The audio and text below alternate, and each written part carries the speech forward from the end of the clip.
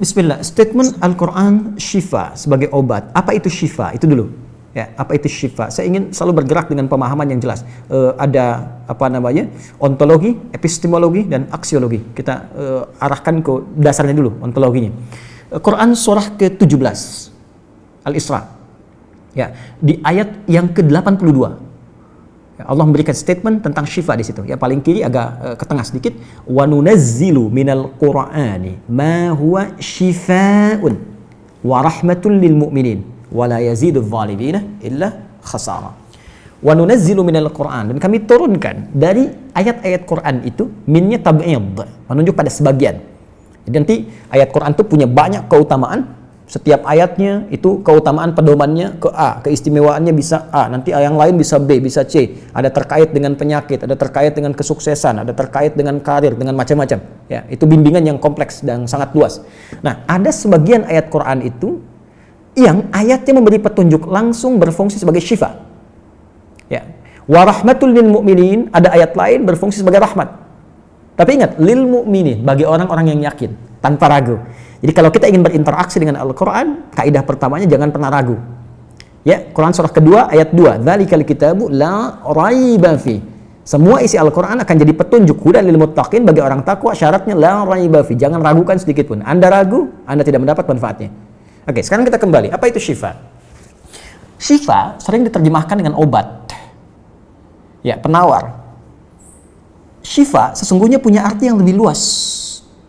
Ya, obat itu di dalam Al-Quran, bahasa diksi Al-Quran, juga hadis, bahkan standar bahasa Arab biasa, itu setidaknya punya dua ya, diksi dari dua kasus yang terjadi. Ya.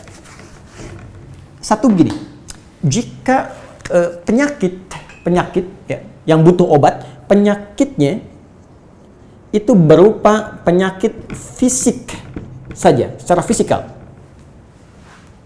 Misal, saya katakan misalnya sakit gigi, fisik ya, fisik saya yang kena. Kemudian sakit perut, sakit kepala. Itu penyakitnya disebut dengan daun. Daun. Oke? Penawarnya, obatnya disebut dengan dawaun. Ini. Baik kan? Ya. Karena itu ada kalimat begini yang disandarkan pada Nabi SAW, likulli da'in dawaun. Di setiap penyakit fisik itu mesti punya keyakinan pasti ada obatnya. Jelas ya?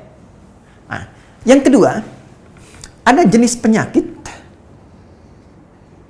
terkait dengan fisik juga, tapi sudah melewati batas-batas dawa.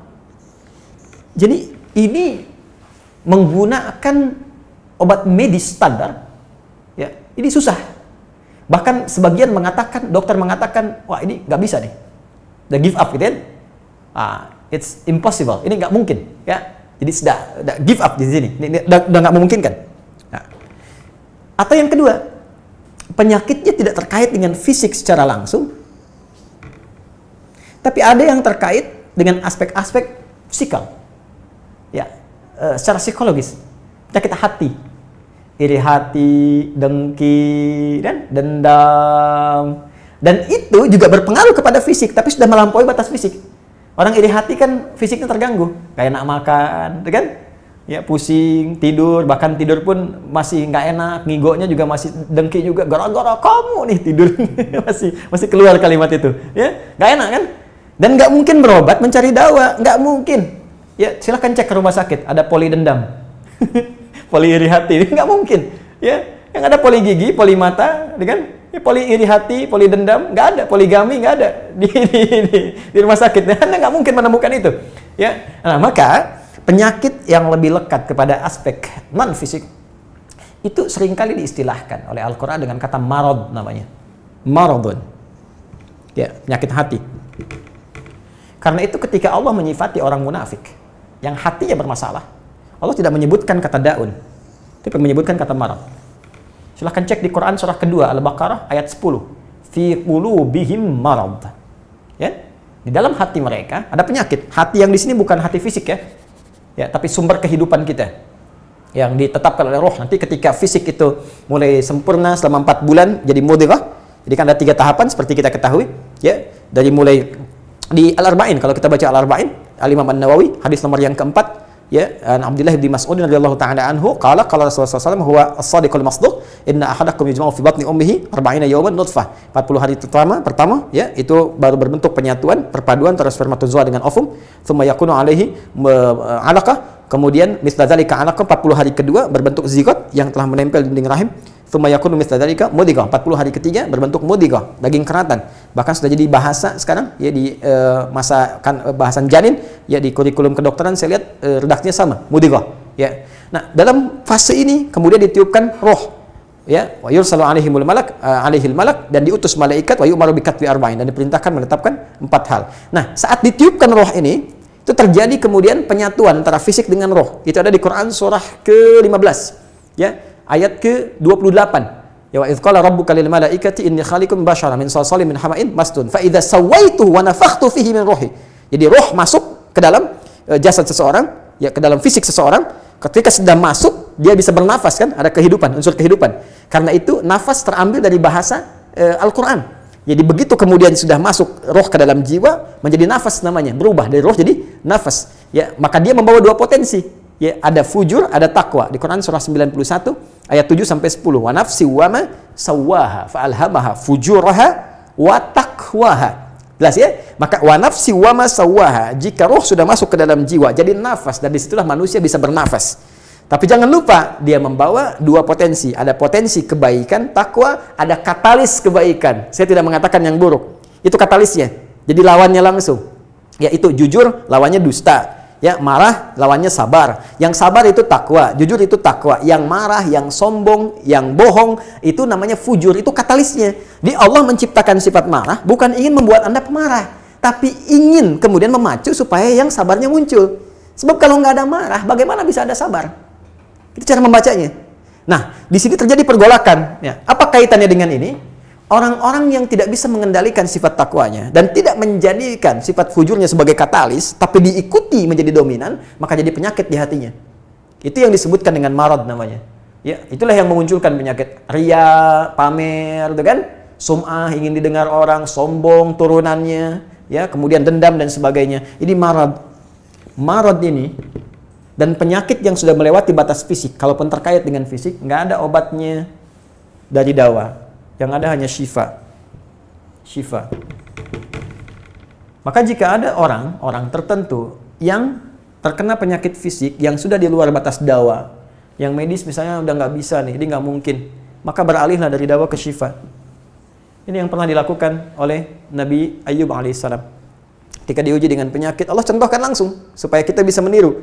Bukankah ayat ini turun ketika Nabi diuji dengan penyakit? Ya, supaya memohon kepada Allah. Jadi kan Nabi Ayub kan divonis dengan penyakit yang tidak pernah diderita oleh orang sebelum beliau, tidak akan dirasakan oleh orang setelahnya. Yang paling menarik apa yang dilakukan? Ketika semua mengatakan nggak mungkin, lalu turun kemudian gambaran dari Allah. Quran surah ke-21 ayat 83 sampai 84. Wa ayyuba, pakai fathah loh, bukan dhamma, bukan kasrah. Ya, fathah itu menunjukkan sesuatu di masa lalu untuk dibuka bagi orang di masa depan. Ya, fathah itu dibuka. Itu ilmu lughahnya. Saya spesialisasi di bahasa Arab. Jadi di antara makna itu fathah, kenapa ada fathah, ada dhamma, ada kasrah, itu ada maknanya. Wa ayyuba, dan kami buka kisah Ayub di masa lalu sebagai inspirasi untuk orang di masa depan. Idnada rabbahu anni masanni yadhurru wa anta arhamur rahimin. Ketika beliau mulai meninggalkan opini manusia dan mulai kembali kepada Allah dengan sangat kuat untuk spesifik memohon kesembuhannya. Ya Allah, penyakit ini sudah mengganggu saya. Untuk ibadah, itu poinnya. Untuk ibadah. Jadi ternyata kalau ingin disembuhkan dengan cepat, arahkan kesembuhan itu untuk niat kita beribadah. Kalau cuma pengen sembuh saja, jangankan Anda yang belum beriman pun kalau sakit pengen sembuh. Terus Anda tujuannya apa dari kesembuhan itu? Kalau cuma pengen minta dunia, apa dengan sakit belum cukup menjadikan Anda ingat Allah? Maka arahkan permohonan itu untuk kesembuhan supaya punya niat ibadah. Ya Allah, saya pengen sholat lagi. Ya Allah, saya pengen ke masjid lagi, pengen tahajud lagi. Mohon ya Allah, penyakit ini sudah mengganggu saya tahajud, saya pengen sholat lagi. Wa anta arhamur rahimin, sedangkan Engkau yang paling sayang kepada saya. Kalau yang Maha Penyayang saja tidak menyembuhkan saya, kepada siapa lagi saya mesti memohon? Nah, tahu apa yang terjadi?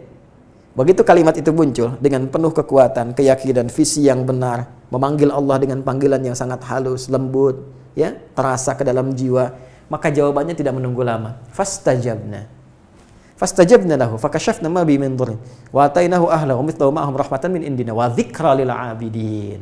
Lihat ujung ayatnya. Kami langsung sembuhkan penyakitnya. Kami singkapkan semua rasa sakitnya. Kami kembalikan semua yang dia rasakan rugi. Biaya obatnya diganti dengan rezeki yang lain, kesulitannya dihilangkan, datangkan dengan yang lebih baik. Dan yang paling dahsyat lihat ujung ayatnya. Wa dzikra lil 'abidin. Kami jadikan inspirasi, pengingat bagi hamba-hamba Allah yang soleh, yang diuji dengan penyakit yang serupa, maka amalkan amalan Ayub untuk mencari syifa. Ya, maka ini ikhtiarnya.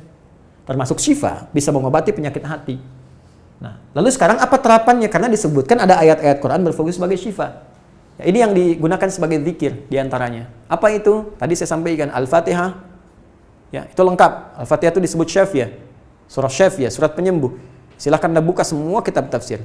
Di antara fadilah surah Al-Fatihah, kisah pertamanya adalah kisah seorang kepala suku di Arab yang digigit kalajengking. Bayangkan, kalajengking Arab pada saat itu. Ya, dan sudah kena racun dan sulit, orang semua sudah give up, ini nggak mungkin. Ya, apa yang terjadi? Ditemukan sahabat Nabi, secara singkat diketahui, ditanya ada yang bisa menyembuhkan, mereka berkata Allah yang menyembuhkan, tapi kami bisa berikhtiar. Dipanggil mereka, dibacakan Al-Fatihah sekali bacaan, tanpa diulang-ulang, tanpa pakai alat-alat tertentu, tiba-tiba syufia disembuhkan sampai diberikan hadiah berupa beberapa kambing. Tapi mereka, mohon maaf izin, Ibu Rektor dan sebagainya, mereka khawatir jadi gratifikasi. Dibawalah kambing itu kepada Nabi, disampaikan, boleh nggak makan dari sini? Jawab Nabinya apa? Dari mana kalian tahu kalau surat itu bisa berfungsi menyembuhkan? Al-Fatihah.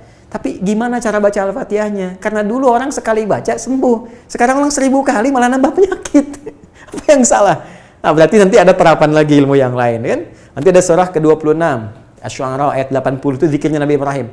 Biasanya saya praktekkan ini, ya termasuk dengan kawan-kawan, saya suka sampaikan kalau ada yang dirasa-rasa sambil dipegang, sambil kembalikan kepada Allah, baca wa idza maridtu fahuwa yashfin. Kalau saya sakit pasti Allah sembuhkan, nggak mungkin dititipi penyakit kalau nggak ada hikmah di balik itu. Bisa pernah saya amalkan saat diundang saya ke Kalimantan untuk ceramah, tiba-tiba ceramahnya ba'da maghrib, sore hilang suara. Hilang. Sama sekali nggak ada. Ya begitu salat, ya kita sama amalkan tadi dengan penuh keyakinan, minta ikhtiar juga pakai fresh care gini, tapi kita minta ya Allah, ya wa idza maridtu fahuwa yashfin, kalau saya sakit pasti Allah sembuhkan. Nggak mungkin ditugaskan kalau Allah nggak berikan perangkatnya, pasti diberikan. Nah, tahu apa yang terjadi? Begitu ngimamin maghrib, suara keluar, serak-serak basah. Begitu tausiah, keluar sempurna. Ba'da isya nyambung, keluar sempurna. Habis ceramah, hilang lagi suara.